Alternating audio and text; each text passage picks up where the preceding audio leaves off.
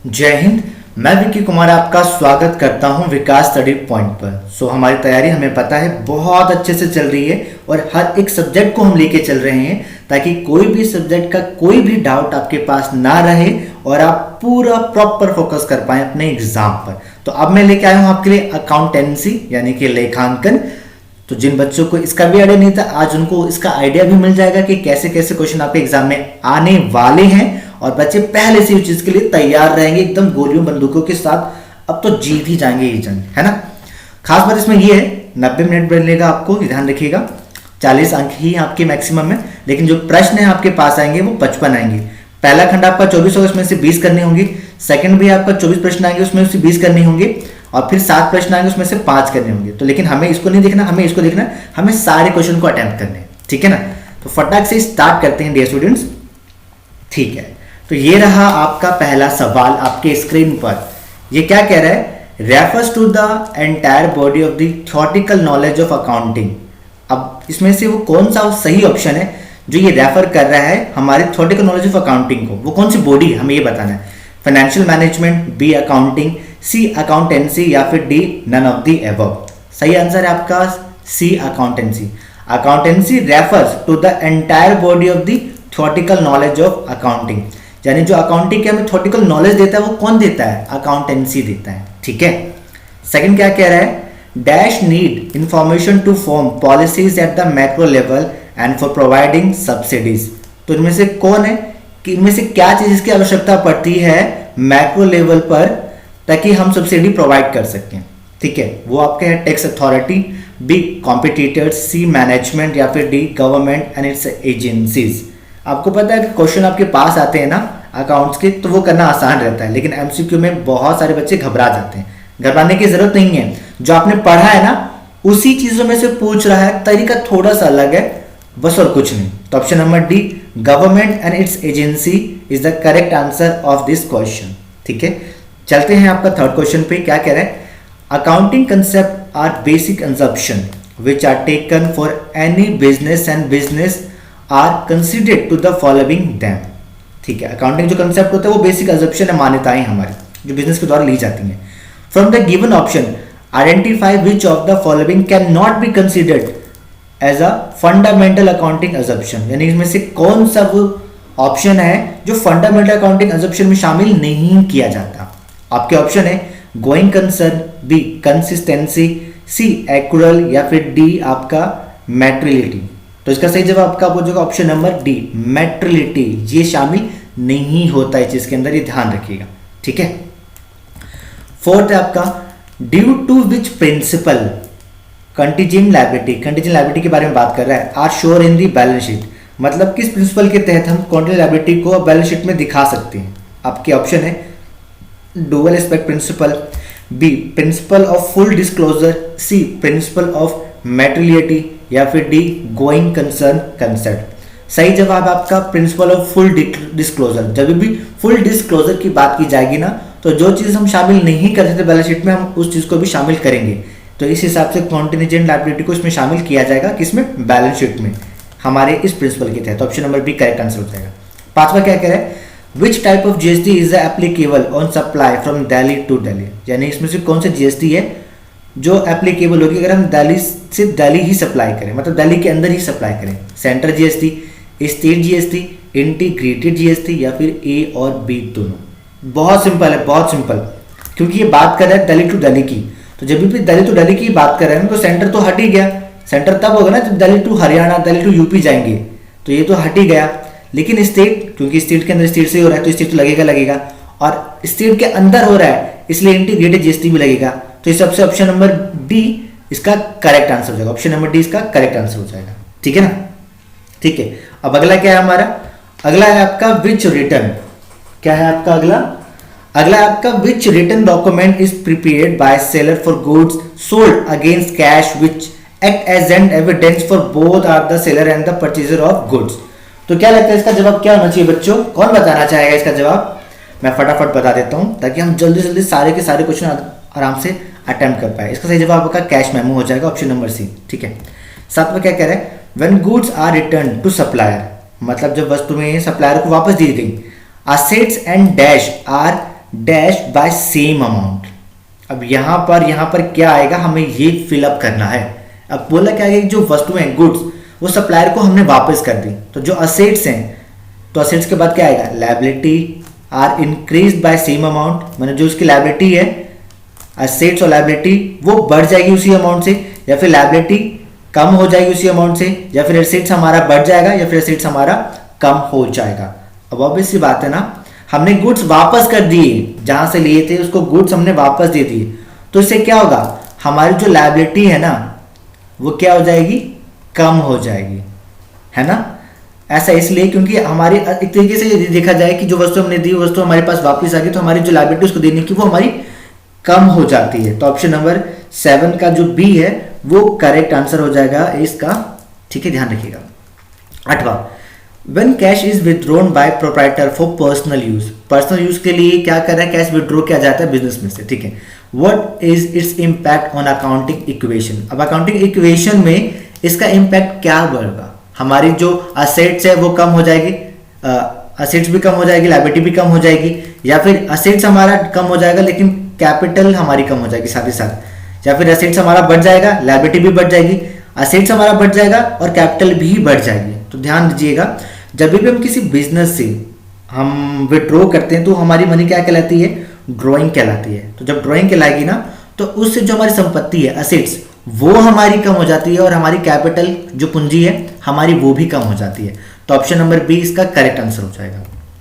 9 क्या कह रहे हैं, rules of debit and credit, debit and credit का जो रूल्स है are same for both liability and capital, यानी कि डेबिट क्रेडिट का जो रूल है वही चीज लायबिलिटी और कैपिटल दोनों पे सही, मतलब ये कहना चाह रहा है जो डेबिट और क्रेडिट का जो रूल है ना वही रूल हमारा एप्लीकेबल होता है लायबिलिटी और कैपिटल पे। तो क्या ये बात सही है, सही है, गलत है, या फिर हो भी सकता है और नहीं भी हो सकता है? तो बिल्कुल बिल्कुल बिल्कुल सही है ऑप्शन नंबर ए, यानी कि जो रूल हमारा डेबिट क्रेडिट है वही रूल हमारा लायबिलिटी और कैपिटल के लिए यूज किया जाता है, ठीक है। 10वां क्या करें, transaction that can not be recorded in any special journal are recorded in journal called the, जो ट्रांजेक्शन हमने रिकॉर्ड नहीं किया किसी स्पेशल जर्नल में, वो किस में रिकॉर्ड किया जाता है, जिस जर्नल में रिकॉर्ड किया जाता है उसको हम क्या कहते हैं, कैशबुक कहते हैं, जर्नल कहते हैं, लीजर कहते हैं, या फिर जर्नल प्रॉपर कहते हैं। सही जवाब आपका हो जाएगा option number D, journal proper. Journal proper में हम उसको रिकॉर्ड करते हैं जो हमने स्पेशल जर्नल में रिकॉर्ड नहीं किया होता है। 11वां क्या कह रहे हैं, कॉन्ट्रा एंट्रीज, कॉन्ट्रा जानते हो ना कि यहाँ से भी दोनों तरफ उसका इंपैक्ट पड़ता है, तो उसे हम कॉन्ट्रा एंट्री कहते हैं। तो क्या रेफर करती है, entries that are made only one debit side of cashbook, ना। Entry that are made only on credit side, बिल्कुल भी नहीं। Entry that are made on both side of cashbook, ये सही है। तो ऑप्शन नंबर सी आपका सही जवाब हो जाएगा 11वें का, ठीक है। 12वां क्या कह रहे हैं, under dash system a definite sum is given to the petty cashier at the beginning of certain period and the amount spent is reimbursed from time to time। तो वो किस सिस्टम के द्वारा होता है, फाइनेंशियल, अकाउंटिंग, इम्प्रेस्ड, या फिर none of this? सही जवाब आपका हो जाएगा इम्प्रेस्ड, यानी कि ऑप्शन नंबर सी, इसी के तहत ये चीज पॉसिबल हो पाती है, ठीक है। 13वां क्या कह रहे हैं, which account will be debited if proprietor pays 5000 as life insurance premium from business cash, यानी बिजनेस कैश में से जो प्रोप्राइटर होता है वो 5000 लाइफ इंश्योरेंस प्रीमियम के रूप में भरता है, तो वो किस में डेबिट किया जाएगा, कैश अकाउंट में, बैंक अकाउंट में, इंश्योरेंस अकाउंट में, या फिर आपका ड्रॉइंग अकाउंट में? तो बहुत सिंपल है, यहाँ पर आपका ड्रॉइंग अकाउंट आ जाएगा, क्योंकि जो 5000 उसने अपने पर्सनल यूज के लिए किया ना, इंश्योरेंस प्रीमियम वो अपना पर्सनल भर रहा है, बिजनेस का नहीं भर रहा, तो जब पर्सनल भर रहा है तो वो आपका ड्रॉइंग अकाउंट के अंदर आ जाएगा। Which of the following is are not recorded in purchase book, अब इसमें से क्या है जो परचेज बुक में रिकॉर्ड नहीं किया जाता?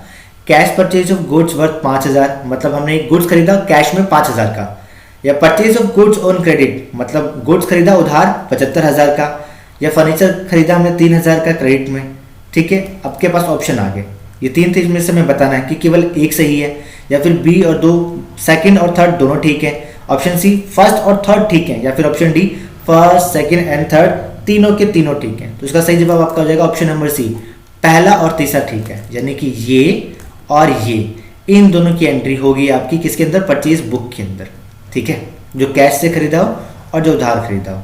अभी गुड्स की बात करें, लेकिन कौन से गुड्स ये नहीं बताया इसमें,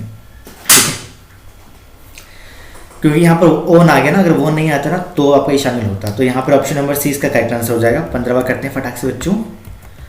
क्या कह रहा है, XYZ electronic limited purchase 20 TV at the rate 2000 पर पीस, यानी कि एक पीस हमारा 2000 का हो गया, और 15 टेप रिकॉर्डर खरीदता है किस हिसाब से, 12500 के हिसाब से पर पीस। अब जो ट्रेड डिस्काउंट मिलता है उसको 20% मिलता है। So what will be the amount recorded in purchase book. अब परचेज बुक में कौन सा अमाउंट आपका रिकॉर्डेड होगा हमें ये बताना है। तो वो आपका जो एक्चुअल अमाउंट है वो आपका 1,82,000 होगा। मैंने आपको ये बता दिया, आंसर 1,82,000 होगा। अब यहाँ पे दिमाग लगाने की जरूरत आपको ये है कि कैसे आया, बस इसको उठाना है, इसको उठाना है, फिर ट्रेड डिस्काउंट को माइनस करना है, आपका आंसर अपने आप पता चल जाएगा। ठीक है। 16वां क्या कह रहा है, the difference between the cash book and the bank passbook is caused by timing difference in recording of the transaction. Second, errors made by the business और बाय द बैंक, यानी कि जो हमारा कैश बुक और passbook में जो अंतर आता है वो किसकी वजह से आता है, क्योंकि हमने अलग अलग टाइम पर रिकॉर्ड किया है इसलिए, या फिर हमने कोई गलती की इसकी उम्र इसलिए। तो वो चीज हमें बतानी है। तो आपको क्या लगता है क्या जवाब होना हो सकता है इस बच्चों का, जवाब दीजिए फटक से। तो क्या जवाब है बच्चों इसका, बहुत सिंपल है, ज्यादा कोई मुश्किल सवाल मैंने नहीं पूछा था। ठीक है, तो इसका सही जवाब आपका हो जाएगा ऑप्शन नंबर सी। क्या हो जाएगा, both first and second is the correct answer. ठीक है, इसी वजह से डिफरेंस आता है इसके अंदर। 17वां क्या कह रहा है, when money is withdrawn from the bank dash the account of the customer. अब क्या किया हमने, बैंक से मनी को विड्रॉ किया है, तो जो बैंक होता है वो क्या करेगा, उसको क्रेडिट करेगा, डेबिट करेगा, क्या करेगा कस्टमर के लिए। तो आपको पता है जब भी हम पैसा जमा करते हैं बैंक में तो मैसेज आता है हमारे पास 2000 amount credited in your bank account, और जब निकालते हैं तो 2000 amount debited from your bank account. ऐसा मैसेज आता है ना, मैसेज तो आपने देखा होगा, ये तो हर बच्चे के लिए बहुत आसान है। तो यहाँ पे हमने विड्रॉ किया तो डेबिट का मैसेज आएगा, यानी कि हमारा अकाउंट में से इतने पैसे कट गए हैं। 18वां क्या कह रहा है, dash refer to the writing off the cost of intangible assets like patents, copyright, trademark, franchises, goodwill, ये सारे के सारे हमारे इंटेंजिबल एसेट्स होते हैं which have utility for a specified period of time. अब इनमें से कौन रेफर करता है, डेप्रिसिएशन, डिप्लेशन, अमोर्टाइजेशन या नन ऑफ दी अबव। तो 18वें का आंसर मुझे पता है, ये अमोर्टाइजेशन है। ऐसा इसलिए जब भी याद करो जो हमारे टेंजिबल एसेट्स हैं, जैसे कि हमारा फर्नीचर हो गया, मशीनरी हो गया, इस पे क्या लगता है, इस पे डेप्रिसिएशन लगता है जब इनकी वैल्यू कम होती है। लेकिन जब हमारा इनटेंजिबल एसेट्स की वैल्यू कम होती है ना, तो उसको हम डेप्रिसिएशन नहीं कहते, अमोर्टाइजेशन कहते हैं। ठीक है, तो ऑप्शन नंबर सी इसका करेक्ट आंसर हो जाएगा। 19वां, dash is the estimated net realisable value और सेल वैल्यू कह सकते हैं, the assets at the end of its useful life. अब इनमें से क्या है, वो स्क्रैप वैल्यू होती है, ओरिजिनल कॉस्ट होता है, डेप्रिसिएशन होता है, या नन ऑफ दीज होता है। तो इसका सही जवाब आपका हो जाएगा स्क्रैप वैल्यू, यही हमारा एस्टिमेटेड नेट रियलाइजेबल वैल्यू होता है। ठीक है, 20वां क्या कह रहा है, dash of an assets is the estimated economic और commercial life of the assets. वो क्या होती है, आपकी यूजफुल लाइफ होती है, फिजिकल लाइफ होती है, रेसिड्यूल लाइफ होती है, या नन ऑफ दिस। सिंपल सा जवाब है आपकी यूजफुल लाइफ होती है, कि हमें बताता है कि कब तक हमारे ये साथ देने वाली है। 21वां क्या कह रहा है, the balance of sales column in sales book is 90,000 if 3,000 is recovered from debtor. अगर 3,000 हम डेटर से रिकवर कर रहे हैं, what will be the balance in the sales book. तो सेल्स बुक में बैलेंस फिर क्या होगा, हमें अभी पहले पता है कि अभी 90,000 इसके अंदर बैलेंस है। अब 3,000 हमने डेटर से रिकवर कर लिया, तो क्या हमारा अमाउंट कम हो जाएगा, बढ़ जाएगा, या वही रहेगा, या फिर कुछ भी नहीं, इसका जवाब रहेगा। बहुत सिंपल है, ये आपका अमाउंट कोई चेंज नहीं आएगा, क्योंकि वो ऑलरेडी इसके अंदर इंक्लूडेड रहता है। ठीक है, तो 90,000 इसका आंसर रहेगा, 21वीं का है।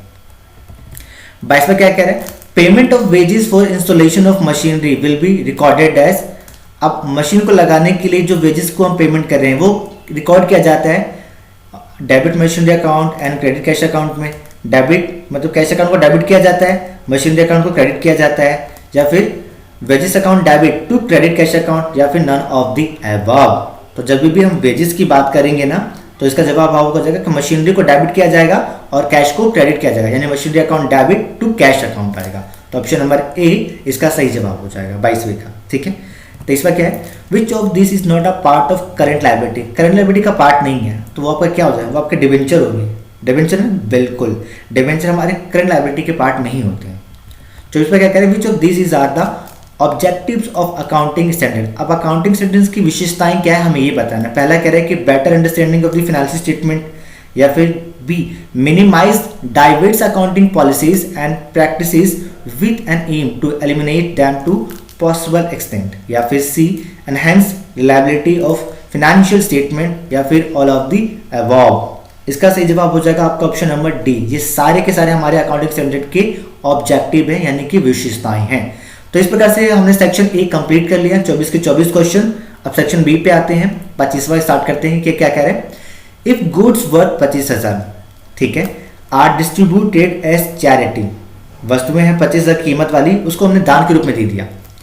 Then while passing a journal entry, जब हम जर्नल एंट्री पास करेंगे तब purchase account is debited with 25,000 and charity account is credited with 25,000, यानी purchase account debited 25,000 to charity account with 25,000, ये जानना चाह रहा है। या फिर चैरिटी अकाउंट को डेबिट किया जाएगा 25,000 से और परचेज अकाउंट को क्रेडिट किया जाएगा 25,000 से, या फिर ड्राइंग अकाउंट को डेबिट किया जाएगा 25,000 से और परचेज अकाउंट को क्रेडिट किया जाएगा 25,000 से, या इनमें से कोई भी नहीं रहेगा। सही जवाब है आपका ऑप्शन नंबर बी। जब भी हम अपने गुड्स को चैरिटी के रूप में डिस्ट्रीब्यूट करते हैं ना, तो क्या हो रहा है यहाँ पर, चैरिटी तरीके से अपने ना एक हाथ ले एक हाथ दे, तो हम ऐसा एक एग्जांपल ले सकते हैं थॉट कि चैरिटी हमारे पास आ रही है और गुड्स हमारे पास से जा रही है ना। तो इस तरीके से क्या होगा, जो चैरिटी अकाउंट हो जाएगा वो हमारा डेबिटेड हो जाएगा 25,000 से और परचेज हमारा क्रेडिट हो जाएगा कितना, 25,000 से। तो ऑप्शन नंबर बी इसका करेक्ट आंसर हो जाएगा। ठीक है, 26वां क्या कह रहे हैं, qualitative characteristics of accounting information. अब जो हमारा अकाउंटिंग इन्फॉर्मेशन के अंदर क्वालिटेटिव, एक होता है क्वांटिटेटिव मात्रात्मक, अभी क्वालिटी गुणात्मक विशेषताओं के बारे में बात कर रहे हैं। तो जो गुणात्मक विशेषता तो क्वालिटी के बेस पर जो होती हैं वो क्या होती हैं, रिलायबिलिटी होती है, रिलेवेंस होती है, अंडरस्टैंडेबिलिटी होती है, या फिर ऑल ऑफ दी अबव होती है। इसका सही जवाब हो जाएगा आपका ऑप्शन नंबर डी। इस सारे का सारा हमारा रिलायबिलिटी भी होती है, रिलेवेंस भी होती है और अंडरस्टैंडेबिलिटी भी होती है। Option number D correct answer हो जाएगा। 27 में क्या करें, external users include investors and potential investor, B lenders and financial institution, या फिर सी सप्लायर्स एंड क्रेडिटर, या फिर D all of the above. इसका आंसर भी आपका ऑप्शन नंबर डी हो जाएगा, ऑल ऑफ दी अबव। ये सारे सारे हमारे एक्सटर्नल यूजर्स होते हैं। 28 में क्या कह रहा है, central GST and union territory GST is applicable in such a way that if the prescribed rate is 18% dash GST will be levied by center and dash GST will be levied by the union territory। मतलब ये कह रहा है कि अगर central GST और union territory GST को applicable किया जाए, इस तरीके से विख्यात किया जाए जिसका रेट 18% है, तो डैश जीएसटी हमारा होगा सेंटर में जाएगा और डैश % जीएसटी होगा जो हमारे यूनियन टेरिटरी में जाएगा। तो क्या लगता है कितना % हमारे सेंटर को मिलेगा और कितना % हमारा यूनियन टेरिटरी को मिलेगा। सही जवाब होगा आपका ऑप्शन नंबर सी। इसको भी 9 मिलेगा क्योंकि हमारा 18% भी प्रिस्क्राइब कर रखा है, तो बराबर बराबर बांट जाएगा। भाई सेंटर बच्चे तुम भी खुश हो, तुम भी 9 लो और हमें भी 9 दो, तो 9 बच जाएगा। तो ऑप्शन नंबर सी हमारा सही जवाब हो जाएगा। 29 क्या कह रहे हैं, for which of the following transaction capital account will be increased and decreased by the same amount. अब इनमें से वो कौन सा ट्रांजेक्शन है जिसमें जो कैपिटल अकाउंट है ना, जितने से बढ़ेगा उतने से ही घटेगा। इनकम रिसीव इन एडवांस, या फिर बी आउटस्टैंडिंग एक्सपेंसेस जो पेड कर दिया गया है, या फिर D interest on drawing provided, यानी ड्राइंग पर जो इंटरेस्ट मिला है, या फिर D bad debts in insolvency of a debtor, यानी डेब्टर के मतलब इंसॉल्वेंट हो जाने से जो हमें नुकसान हुआ है उसका। सही जवाब होगा आपका ऑप्शन नंबर सी, ड्राइंग पे मिलने वाला जो इंटरेस्ट है। तो कैपिटल अकाउंट में जितना बढ़ता है उतना ही हमारा घट भी जाता है। तो ऑप्शन नंबर सी हमारा सही जवाब हो जाएगा।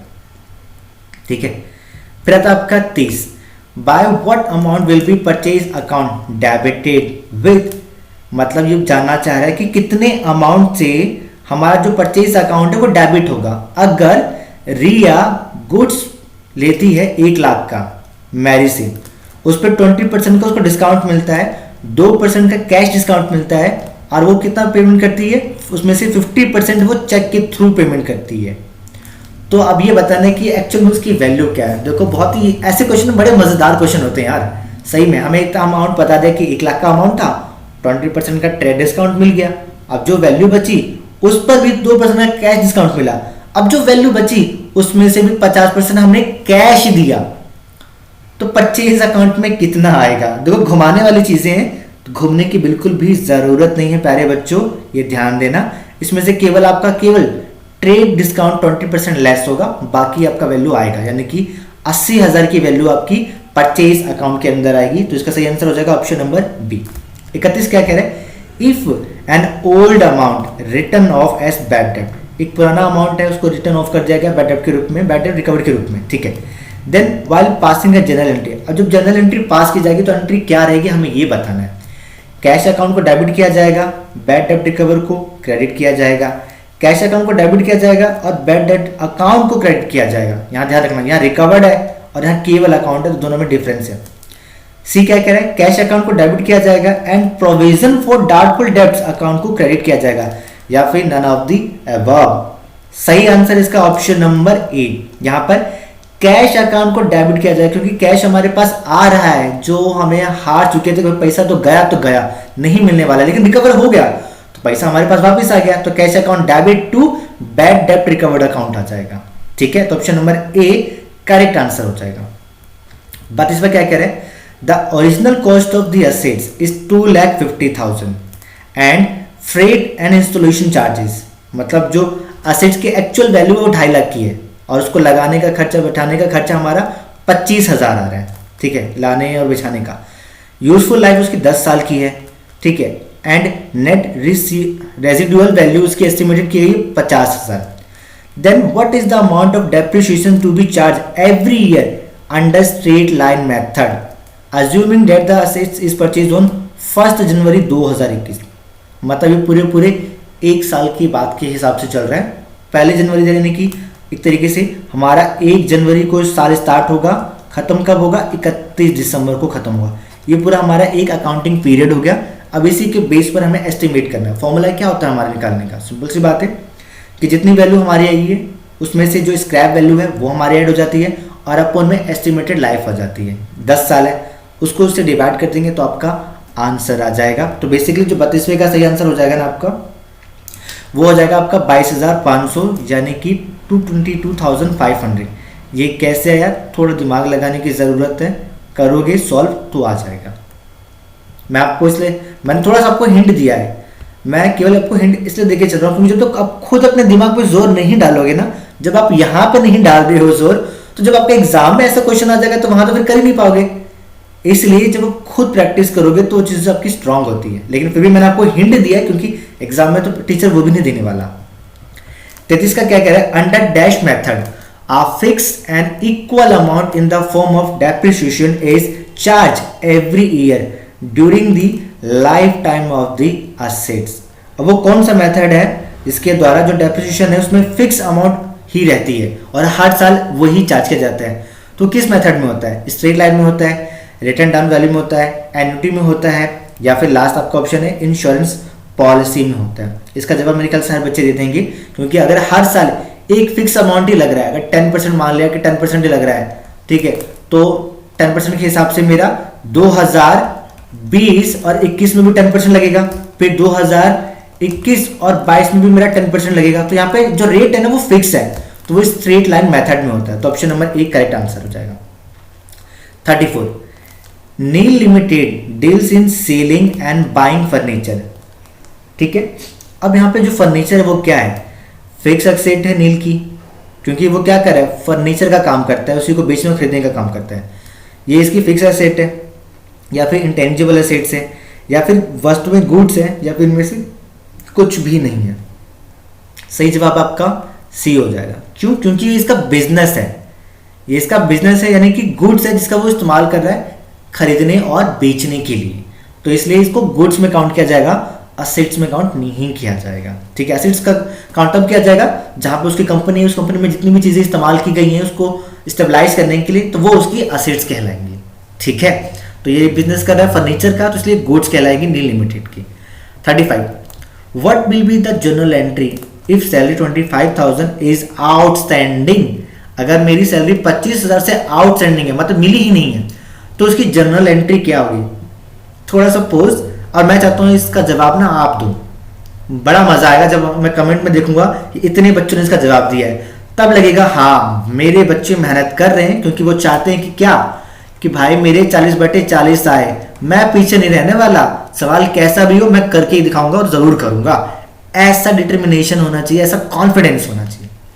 ठीक है, तो सही जवाब क्या हो जाएगा इसका बच्चों, जल्दी से बताओ। बहुत सिंपल है, जब भी मैं सैलरी आउटस्टैंडिंग की बात करें ना, तो सैलरी हमारा अकाउंट डेबिटेड हो जाता है और जितने से आउटस्टैंडिंग है वो हमारा क्रेडिट हो जाता है, यानी कि ऑप्शन नंबर सी इसका सही जवाब है, salary account debit to outstanding salary account. ठीक है, 36 में क्या करें, the credit balance as per cash book is 1500, जय हमारे कैश बुक में जो क्रेडिट बैलेंस है वो 1500 है। ठीक है, इतने से स्टार्ट हो हमारा cash book. Cheque for 400 were deposited but were not collected, मैंने 400 का चेक जमा तो किया अकाउंट में लेकिन कलेक्ट नहीं हुआ, मतलब पेमेंट नहीं आई। The cheque issued but not present were, इतना बड़ा अमाउंट है भाई, बहुत बड़ा अमाउंट, कहीं 10 सैकड़ा हजार 10 लाख 10 लाख करोड़, भाई 1 करोड़ का अमाउंट है एक तरीके से। ये हमने प्रेजेंट किया चेक को, मतलब चेक इशू किया लेकिन प्रेजेंट नहीं हुआ अभी तक, तो balance as per passbook will be, तो जो बैलेंस होगा पासबुक में वो कितना होगा? ऑब्वियस बात है, प्रेजेंट किया ही नहीं, इसका तो काम यहीं पे खत्म हो जाता है कि नहीं। अब 1500 है और यहाँ पे 400 है, अब किस हिसाब से कितनी वैल्यू आपकी आने वाली है ये ध्यान देना है। तो 36 का जो सही जवाब हो जाएगा आपका ऑप्शन नंबर ए हो जाएगा 1625। अब क्यों होगा ये आपको दिमाग लगाना है। 1500 हमारे कैश बुक में, 400 हमारा डिपॉजिट किया गया लेकिन कलेक्ट नहीं हुआ है, लेकिन 1625 कैसे आया? 1500 तो ऑलरेडी था, अब 125 कहां से है आपको ये ध्यान देना है। ठीक है, 37वां क्या कह रहे हैं, which of the following accounts will be affected by the statement started business with cash ₹1 lakh and goods 40,000। हमने बिजनेस स्टार्ट किया 1 लाख का कैश लेकर के और 40,000 की वस्तु लेकर के, तो इनमें से कौन सा हमारा स्टेटमेंट अफेक्टेड होगा? कैश कैपिटल, कैश स्टॉक और capital, cash stock liability and capital, या कैश एंड स्टॉक? तो जब कैश और गुड्स की बात करें ना, तो वो जो हमारा अकाउंट डिस्टर्ब होता है, मतलब जिसमें अफेक्ट होता है, प्रभावित होता है, वो आपका हो जाता है B, cash stock and capital. Cash तो आएगा आपका 1 लाख का, कैपिटल आपका 10,000 है, अब स्टॉक बता रहा है तो स्टॉक में भी आपका ये आ जाएगा ना गुड्स, इसलिए ये तीनों प्रभावित होते हैं। Option number B correct answer. 38, amount directly deposited by debtor in bank of 20,000, यानी जो अमाउंट है डायरेक्टली बैंक में डिपॉजिट कर दिया गया। चलो ठीक है, 20,000 मेरे अकाउंट के अंदर आ गया भैया। How will it be treated for the purpose of bank reconciliation statement? अब बैंक रिकंसिलिएशन स्टेटमेंट वाला बड़ा ही जबरदस्त सीन है यार, बड़ा मजा आता है इसमें। मेरे टाइम पे मैं इसको बड़े इंटरेस्टिंग तरीके से करता था। Bank reconciliation statement, if balance as per cash book is taken as base, मतलब जो कैश बुक का बैलेंस है ना वो बेस के रूप में लिया गया है और मेरे अकाउंट के अंदर 20,000 जमा हो चुकी हैं, तो बैंक रिकंसिलिएशन स्टेटमेंट के आधार पर कौन सी एंट्री आपकी सही होगी? सही एंट्री होगी आपका जो आपका सी ऑप्शन है, 20,000 will be added to the balance as per cash book, यानी कि जो 20,000 है वो ऐड हो जाएगा हमारा कैश बुक के अंदर। ठीक है, तो option number C correct answer हो जाएगा 38वें का। अब 39 क्या कह रहे हैं, goods taken away by the proprietor from business for his personal use will be recorded in, simple सी बात है, क्या कह रहे हैं, जो गुड्स है वो प्रोप्राइटर ने अपने बिजनेस से निकाल दिया अपने पर्सनल यूज के लिए, तो किस में रिकॉर्ड किया जाएगा? तो जब भी ऐसे सीन आता है तो उसको जर्नल प्रॉपर में रिकॉर्ड किया जाता है, तो option number D correct answer हो जाएगा इसका। 40 क्या कह रहा है, as per this concept under accounting concept या assumption business is assumed to continue for a long period of time in future and there is no intention of closing it, which concept is highlighted here? मतलब ये कहना चाह रहा है कि जो हमारा कंसेप्ट है बिजनेस का, ये माना जा रहा है कि हम इसको लंबे समय तक चला सकते हैं और अभी कोई इंटेंशन नहीं है इसको बंद करने की, तो वो कौन सा कंसेप्ट आपका हाईलाइट किया जा रहा है? कंसिस्टेंसी कंसेप्ट है हमारा, गोइंग कंसर्न कंसेप्ट है, एक्यूरल कंसेप्ट है, या फिर नन ऑफ दी अबव? सही जवाब आपका गोइंग कंसर्न। क्यों? क्योंकि यहाँ पे बिजनेस आपका कॉन्टिन्यूस प्रोसेस में मतलब आगे बढ़ेगा भी, हमें पता नहीं ना, अभी भी कोई टेंशन नहीं है। ठीक है, ऐसा नहीं कि आगे बंद नहीं हो सकता है, लेकिन अभी कोई इंटेंशन नहीं है, तो गोइंग कंसर्न कंसेप्ट इसका करेक्ट आंसर हो जाएगा। 41 क्या कह रहे हैं, according to the cost principle and assets bought is recorded in books at price, यानी कॉस्ट प्रिंसिपल के आधार पर जो मतलब असेट्स हमने खरीदी है वो रिकॉर्ड की जाती है किस प्राइस पर, at which is it was accurate या which is prevailing in market या higher of A and B यानी कि दोनों, ठीक है, या फिर D lower of A and B या फिर इन दोनों से नीचे। तो 41 का सही आंसर हो जाएगा आपका option number A, eight which it was acquired, यानी कि जितनी कीमत पे इसको एक्वायर किया जा रहा है। 42 the junior accountant in a Fortune 500 company decided to omit the पैसा in certain figures and showed the rounded off figure in financial statements. The act was found to be correct by senior accountant because of, यानी कि जो ये गलती है वो senior accountant के द्वारा फाउंड किया गया और करेक्ट किया गया। तो वो क्या है, प्रिंसिपल ऑफ फुल डिस्क्लोजर है, या फिर गोइंग कंसर्न कंसेप्ट है, या फिर आपका मेटलिटी प्रिंसिपल है, या फिर आपका कंसिस्टेंसी कंसेप्ट है। इसका सही जवाब हो जाएगा आपका मेटलिटी प्रिंसिपल, ठीक है। 43 क्या है, recognition of cost in the same period as associated revenue is called cost principle, dual respect principle, full disclosure principle, या फिर मैचिंग प्रिंसिपल।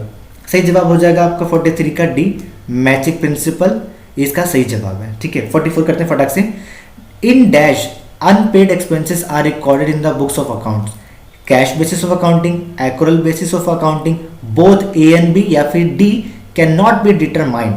तो 44 का सही जवाब हो जाएगा ऑप्शन नंबर आपका B, accrual basis of accounting, ठीक है। 45 everything a firm owns it also owes to somebody, this coexistence is explained by accrual concept, B dual aspect principal, C consistency concept, या फिर D matching principal. तो 45 का सही answer भी आपका हो जाएगा option number B, dual aspect principle. यहाँ पे क्या करें, एवरीथिंग अ फर्म ओन्स, यानी कि हर कुछ फर्म का होता है, it also owes to somebody, और ये किसी दूसरे को भी दे सकता है, यानी फर्म खुद भी चल सकता है, किसी दूसरे के द्वारा भी चलाया जा सकता है। तो ये डुअल एस्पेक्ट प्रिंसिपल के द्वारा काम करता है, ठीक है। 46 क्या कह रहे हैं, dash is levied in the codes of interstate supply of goods and services, central GST, state GST, union central GST, integrated GST, यानी कि जीएसटी का कंसेप्ट आपसे पूछ रहा है और ये जानना चाह रहा है कि लिवाई किया जा रहा है इंटरस्टेट सप्लाई में, तो इंटीग्रेटेड होगा, क्यों, क्योंकि वो एक स्टेट के अंदर ही हो रहा है। जब एक स्टेट के अंदर ही हो रहा है तो उसे हम इंटीग्रेटेड जीएसटी कहेंगे। ऑप्शन नंबर डी इसका करेक्ट आंसर हो जाएगा। 47 in measurement what type of transaction is considered during the process of accounting, quantitative, qualitative, both A and B, या फिर डी कैन नॉट से।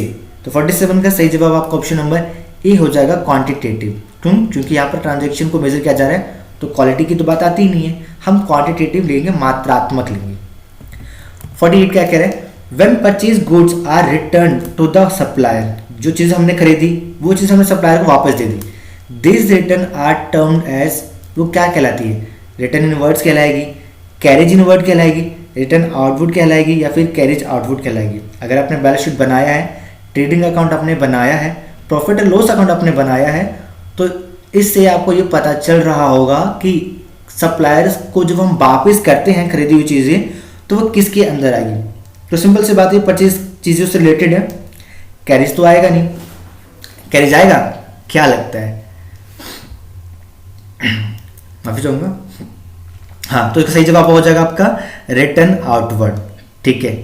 रिटर्न आउटवर्ड वो होता है जब हम कोई चीज़ खरीदते हैं और सप्लायर को वापस कर रहे हैं, ठीक है, तो वो आपका रिटर्न आउटवर्ड होगा। लेकिन कोई हमें वापस कर रहा है तो वो आपका रिटर्न इनवर्ड कहलाएगा।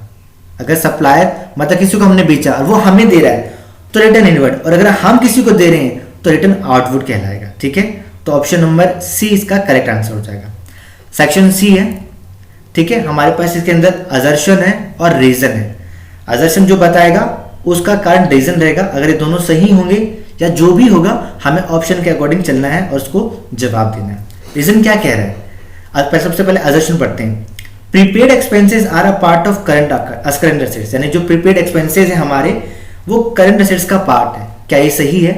अब रीजन से क्या कह रहा है, current assets involve assets which can be converted into cash within 1 year as well as assets for which service or benefit will be available against this assets without further repayment. ये बात भी सही कह रहा है। इसका ये कहना है कि जो करंट सेट्स होती है वो सेट्स होती हैं जिसको हम ना 1 साल के अंदर ही अंदर कैश में कन्वर्ट कर सकते हैं, यानी कि जो लिक्विडिटी होती है, तरलता होती है, वो बहुत ज़्यादा होती है कैश में कन्वर्ट होने की, उसे हम करेंट असेट्स कहते हैं। और अजर्शन ने कहा कि प्रीपेड एक्सपेंसेस हमारे क्या है, करेंट असेट्स है। तो इसका सही जवाब क्या हो जाएगा, आइए इसके ऑप्शन से पढ़ते हैं, ऑप्शन से हमें पता चल जाएगा। पहला कह रहा है both assertion and reason are true, बिल्कुल हमारा प्रीपेड एक्सपेंसेस करेंट असेट्स होता है, और जो रीजन है ना उसको एक्सप्लेन करने का वो बिल्कुल सही है, इसलिए ऑप्शन नंबर ए हमारा करेक्ट आंसर है। बाकी देखने की जरूरत नहीं है, बाकी वो लोग देखते हैं जिनका कंसेप्ट क्लियर नहीं है, जिनका कंसेप्ट क्लियर है उनको तो बस ऑप्शन देखते ही आंसर आ जाता है। 50वां क्या कह रहा है, there are two statement mark as assertion, ये भी हमारा अजर्शन और रीजन को लेकर ही है। ठीक है, सबसे पहले अजर्शन पढ़ते हैं, क्या कह रहा है, charging depreciation is important to represent true and fair financial position. बात तो सही कह रहा है, डेप्रिसिएशन हम चार्ज करेंगे सेट्स के ऊपर तभी तो पता चलेगा ना कि हमारी फाइनेंशियल पोजीशन है क्या एक्चुअल में। If depreciation on assets is not provided for then the assets will be over valued. बात ये भी सही कह रहा है यार, हमारा जो अजर्शन है वो भी सही कह रहा है, जो रीजन है वो भी सही कह रहा है। तो आपके अकॉर्डिंग क्या है, दोनों सही कह रहे हैं ना। जब दोनों सही कह रहे हैं तो ऑप्शन नंबर 1 करेक्ट है, हमारा अजर्शन और रीजन दोनों ठीक है, और जो रीजन है वो सही एक्सप्लेन कर रहा है अजर्शन को, तो ऑप्शन नंबर 1 करेक्ट आंसर हो जाएगा। 51 हमें मैच करना है, मैच ऑफ द कॉलम्स। तो capital expenditure, revenue expenditure, deferred revenue expenditure और एक्सपेंसेस। तो इसका सही जवाब क्या हो जाएगा, सही जवाब है आपका कि जो कैपिटल एक्सपेंडिचर है वो आपका हो जाएगा बिल्डिंग, ये हमारा कैपिटल एक्सपेंडिचर हो जाएगा। फिर आपका हो जाएगा रेवेन्यू एक्सपेंडिचर, ये हो जाएगा आपका बेनिफिट रिसीव इन 1 ईयर। फिर आपका डेफर्ड रेवेन्यू एक्सपेंडिचर, ये हो जाएगा आपका large amount spend on advertising, और expenses cost of goods sold. तो इस तरीके से ये यानी कि क्या हो जाएगा आपका थर्ड, फोर्थ, फिर आपका फर्स्ट एंड देन सेकंड। तो ऑप्शन नंबर सी इसका करेक्ट आंसर हो जाएगा। ठीक है, 51 का सी करेक्ट आंसर है। और 52 का क्या हो जाएगा, तो 52 का आपका हो जाएगा purchase of goods for cash. तो ये हो जाएगा आपका ये assets decrease as well as increase, है ना, असेट्स हमारा बढ़ेगा भी घटेगा। कैपिटल ब्राउट इन, अब कैपिटल ब्राउट इन है, इसका मतलब assets and capital will increase, क्योंकि यहाँ पे कैपिटल ऐड हो रहा है ना, तो दोनों हमारा बढ़ेगा। पेड रेंट, रेंट हमने पेड किया है, तो इसका मतलब हमारा जो असेट्स है एंड कैपिटल डिक्रीज होगा। पेड टू क्रेडिटर, क्रेडिटर को पे किया है, तो इससे हमारा असेट्स एंड लायबिलिटी दोनों डिक्रीज होंगे। तो option number A correct answer हो जाएगा इसका। अभी देखो क्या कह रहा है, रीड द फॉलोइंग केस। चलो पढ़ते हैं फटाक से। और 53 से 55 2 क्वेश्चन हमारे पास बचे हैं, इसको पढ़ करके जवाब देते हैं। क्या कह रहा है, 1 अप्रैल 2011 को ए लिमिटेड ने 2,40,000 की मशीनरी खरीदी और उस पर 10,000 खर्च किया उसके इरेक्शन यानी लगवाने पर। अब 1 अक्टूबर 2011 को एडिशनल मशीनरी खरीदी। पहले मशीनरी कब खरीदी, 1 अप्रैल 2011 को, ठीक है। उसके बाद फिर कब खरीदी, 1 अक्टूबर। अप्रैल के बाद अप्रैल, मई, जून, जुलाई, अगस्त, सितंबर, अक्टूबर, यानी कि 6 महीने पे आपका एक और खरीद लिया 2011 में ही एक एडिशनल मशीनरी। उसकी कीमत कितनी थी, 1 लाख थी, ठीक है। अब फिर 1 अक्टूबर 2013 यानी कि 2012 में नहीं, डायरेक्टली 2013 में मशीन को क्या किया गया, जो परचेज किया गया था अप्रैल 2011 में, उसको 1,43,000 में बेच दिया गया उसी दिन, अक्टूबर 2013 को। On the same date a new machine, और उसी तारीख को एक और नई मशीनरी खरीदी गई 2 लाख की। अब कंपनी जो डेप्रिसिएशन चार्ज किया वो 5% पर एनम है स्ट्रेट लाइन मेथड के द्वारा। तो अब हमें बताना है क्या, ये जानना क्या चाह रहा है, मार्च एवरी ईयर। तो बहुत सिंपल है, इसका हमें क्या बनाएंगे, इसका हम बनाएंगे मशीनरी अकाउंट। जब मशीनरी अकाउंट बनाएंगे ना, तब हमें पता चल पाएगा सही तरीके से डेप्रिसिएशन हमारा कितना लगा है, कितनी मशीनरी पे हमारा कितना प्रॉफिट हो रहा है, कितना लॉस हो रहा है ना। अभी हमारे पास उतना वक्त नहीं है, इसको क्वेश्चन को ना आप एक बार सॉल्व करना अपनी कॉपी में, तो आपको एक नई तरीके से चीज़ें समझ में आएंगी कि अगर एग्जाम आपका आता है तो कितनी फटाफट आपको हाथ की स्पीड को बढ़ाना ताकि इसका आंसर आप दे पाओ, ठीक है। What is the total amount of depreciation charge on 31 मार्च 2012। अब ये बोल रहा है 1 अप्रैल से हमारा स्टार्ट हुआ था ना, 1 अप्रैल 2011। अभी पूछ रहा है 31 मार्च, यानी कि 31 मार्च 2012 की बात कर रहे हैं। तो इसका मतलब पूरा कितना हो गया, 1 अप्रैल से लेकर के 31 मार्च पूरा 1 साल हो गया।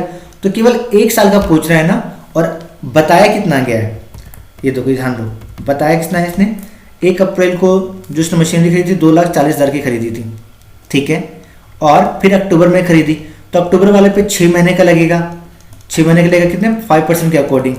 और जो अप्रैल में खरीदी थी वो पूरा सॉरी यहाँ पे 6/12 आ जाएगा, ठीक है, 6/12 के अकॉर्डिंग 5% के अकॉर्डिंग लगेगा अक्टूबर वाले पर। और जो हमने 1 अप्रैल को खरीदा था वो पूरा 1 साल का लगेगा, पूरा 1 साल का लगेगा 5% इस वैल्यू पे, 2,40,000 प्लस में आपका 10,000 जो बिल ऐड है इसके अंदर।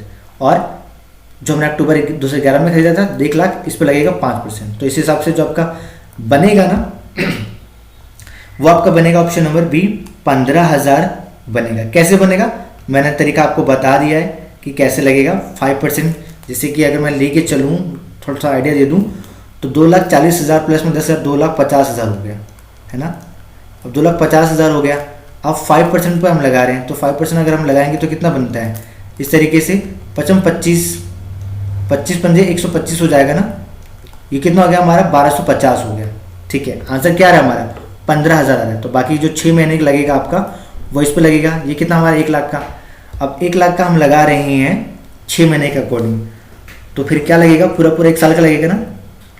तो 1 लाख का 5 कितना होता है, 5,000 होता है, राइट। लेकिन 6 महीने का निकालेंगे तो आपका हो जाएगा 2,500, राइट। अब 2,500 में ऐड कर देंगे इसमें, तो ये कितना हो जाएगा, ये हो जाएगा हमारा 1,500। तो इस तरीके से 15,000 हो जाएगा, और ये भी आपका 12,500 हो जाएगा, 2,500 हो जाएगा। तो इस तरीके से आपका option number B correct answer हो जाएगा।